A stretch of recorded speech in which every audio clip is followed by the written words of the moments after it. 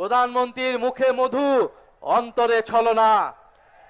কারণ আমরা দেখলাম যেই গণভোটের পক্ষে, যেই জুলাই সনদের পক্ষে তিনি হ্যাঁ প্রচারণা করলেন, নির্বাচনের ফলাফলের পরে 70% জনগণ গণভোটে সংস্কারের পক্ষে রায় দেওয়া সত্ত্বেও তিনি জুলাই সনদ বাস্তবায়ন করছেন না।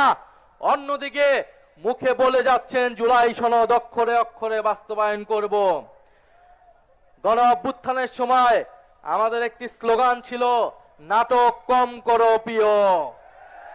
তারেক রহমানকেও বলে দিচ্ছি, নাটক কম করেন প্রিয়।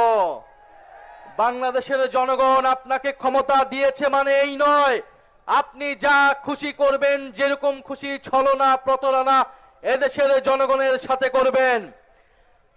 বিএনপি গত 16 বছর গণতন্ত্রের জন্য